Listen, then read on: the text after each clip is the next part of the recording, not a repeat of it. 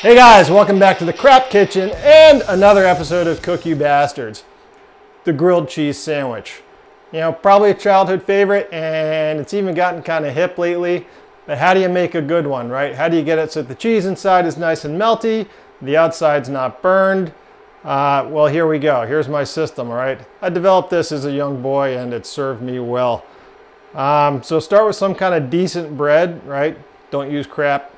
And before I move this bread, let's talk about cheese. The great thing about a grilled cheese is you can put just about anything on it. I mean, the hard cheeses like a good cheddar, something really soft, you can throw brie on there if you want to. Yeah, maybe super hard like a Parmigiano Reggiano won't work too well, but you can do just about anything. Creamy cheese obviously is good because it melts nicely. So for demonstration purposes, I've got American cheese. Now, yeah, it's not my first choice, but one good thing about American cheese is that it basically melts into a sauce. So for grilled cheese, it's actually not bad. In fact, you could kind of say it was born for grilled cheese. Anyway, so I'm using American cheese for this demo. You use whatever you want. You do you, all right? I put the bread in the pan, let it warm up a little bit on the cheese side. This is my secret. So you let it warm up a little bit on the inside.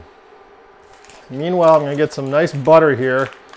One of my grilled cheese rules is don't spare the butter. You can't have too much butter on a grilled cheese. So I'm gonna get a nice pat of butter there, waiting for the flip.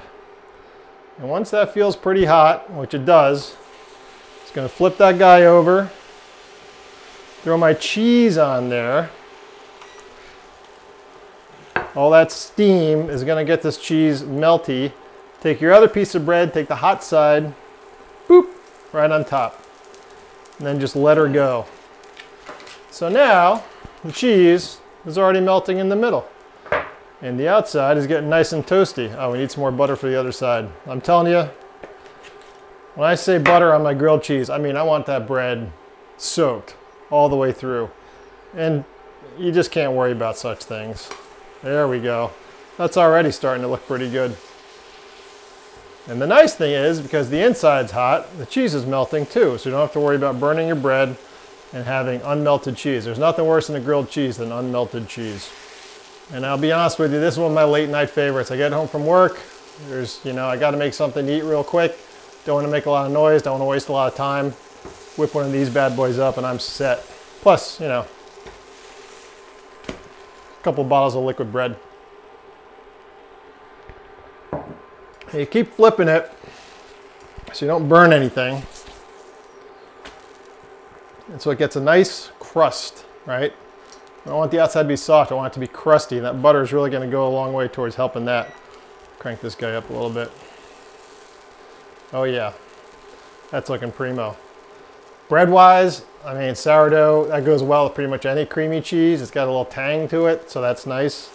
It also cuts through, because there's a lot of butter, a lot of fat in this, so something a little tangy like that is helpful. You can put tomatoes on this. You can put some red onion on this if you want to. Sky's the limit, man.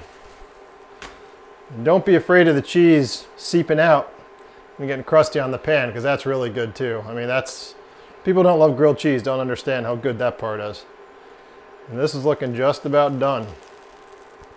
Hey, where else do you learn about the perfect grilled cheese, right? If you like this, please subscribe. Hit the little bell so you get all my updates. Like it, share it on your social media, like Chris the Butcher says.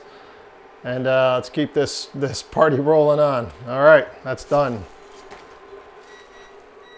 Very nice. All right, guys. Cheers.